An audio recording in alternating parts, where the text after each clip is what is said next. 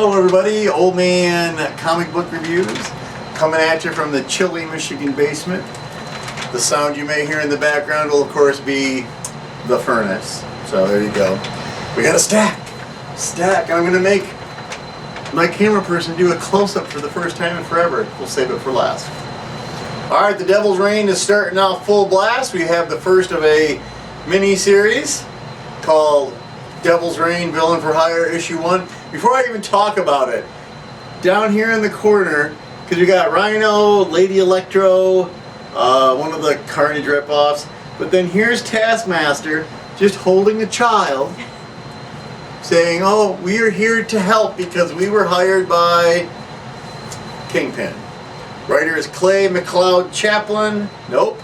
Clay McLeod Chapman. Penciler is Manuel Garcia. Here come the inkers. Lorenzo Ruggiero, Scott Hanna, Live Say, like live and say is one word, and they have one name. Andy Owens and Victor Nava.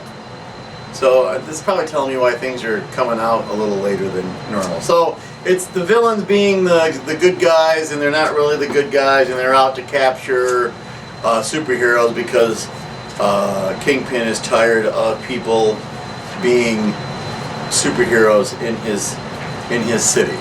So, and it's pretty good for the Devil's Reign spin-off. We'll hit a couple other Devil's Reigns. I am pretty excited that She-Hulk is back, and she's not always big and green. Rainbow Rowell is the writer. Roger Antonio is the artist. It's good. I like it. It's a very interesting idea where she's starting from scratch. First person she runs into is Titania, who they fight all the time, where she has to, because she doesn't have a lot of clothes, strip down before she fights so she doesn't mess up her clothes. The whole concept here is awesome, and I'm excited for this book.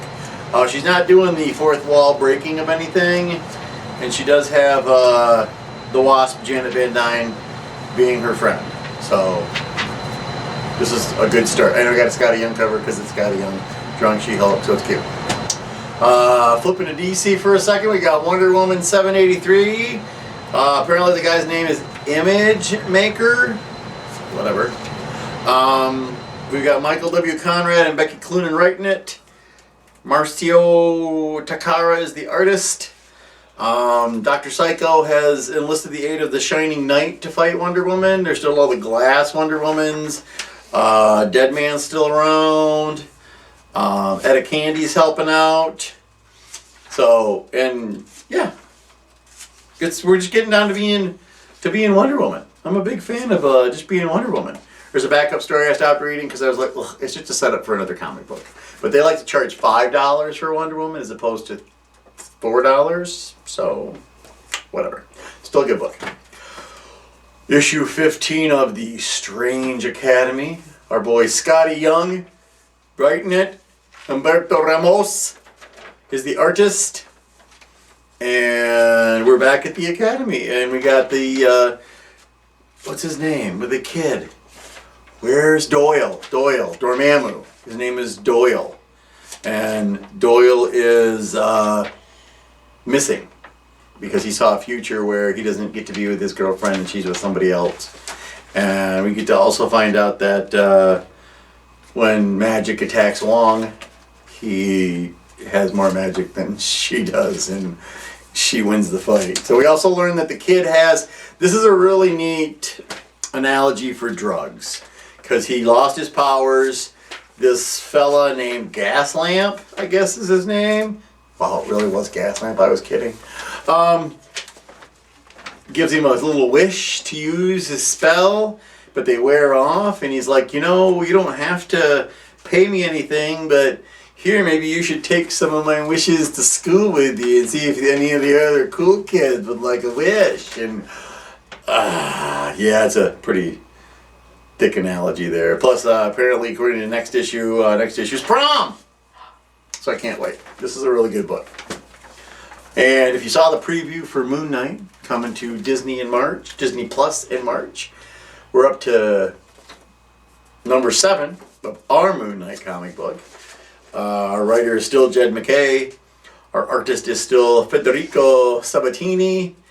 And he needs information. So he goes to the bar with no name. They're looking for the guy Zodiac, because Zodiac's not trying to beat him. Zodiac has other things in mind for him. Where else are you going to get to see the villain 8-Ball? Where he literally's got an 8-ball for a head. Not really. He wears a helmet. He doesn't really have an 8-ball for a head. So, but yeah, this is, they're just trying to find someone to snitch so they can get Zodiac. He has Tigra helping him, so we get to see a lot of Tigra, which is always a nice thing. So yeah, Zodiac. We get more about Zodiac, and cut this guy's head out called the Clown. Clown's head's cut out. Back to Devil's Reign. Devil's Reign, X-Men. This is also a limited series. Issue 1. There's Elektra and Emma Frost. I'm not really sure what's going on there since Elektra's currently in the Daredevil book, but whatever. So let's see who did well. Oh, this is one of those. Hold on, kids. They make us zoom around in these books for the way that they have formatted things. Nope. All right, let's go back this way. So basically, Fisk doesn't want the tree that leads to Mutant Land, the island of Krakoa, in Central Park. And so he tries to blackmail Emma Frost. Ah, here we go. Jerry Dugan is the writer. Phil Noto. Oh, I like Phil Noto stuff. Phil Noto's cool. So he sends U.S. Agent and his tree. It's funny, because at the end of Villains for Hire, U.S. Agent shows up working for Fisk, but then in this issue of this, which they both came out the same week, you would want to read this first, and then this, because he's working for him at this point, and they're like, you don't get to do that, and Emma uses her power so that they get to stay. And Thunderbolts are back again, so if you're a Taskmaster fan, he just got one panel. If you're a Rhino fan, you also get that. And Electro, if you ever wished Electro had boobs, there you go. So it's interesting. I'm not really sure where they're going with it and why the X-Men decided they have to be part of this whole thing. But yeah, neat. Now that close-up I was promising you, but not yet. This is the fifth volume of Cursed Pirate Girl, and this is called The Devil's Cave. It is written, illustrated, and created by Jeremy A. Bastian. So my son Daniel said, you should totally get this. This book's got a good and a bad. The good is, it is very well written, and it is gorgeous. The bad is, it is so gorgeous that you could live in it for days. Each page could live in it for days. And there's a gatefold. So I'm going to open the gatefold and let you get a peek. And Dandelion will tell me when you have had a peek. Just look at it. All that detail work. The whole book is like this. I didn't even complain about the price tag. That's how good this book is. It's all on that parchment paper with all those scratchy little lines and whatnot. And it's a very well told story as well. We got to go back and get the other ones because I didn't know this was a series. So there you go. Cursed Pirate Girl, The Devil's Cave. Yep, $9.99. Worth every penny. It's like owning a art book in your hand. This one guy, Jeremy A. Bastian, keeps making me want to yell Atreyu, but I'll get over it. And so, Sophie and Fiona, you stayed here for 5 days because your Boba had to get surgicals, some sort of surgery. Anyway, so 5 days, and we did all sorts of stuff. It was fun. And then today it decided to snow a lot. So, welcome to Michigan. So in the meantime, go read a comic book. I'll be back next week with more comic books. And I'll see you next week.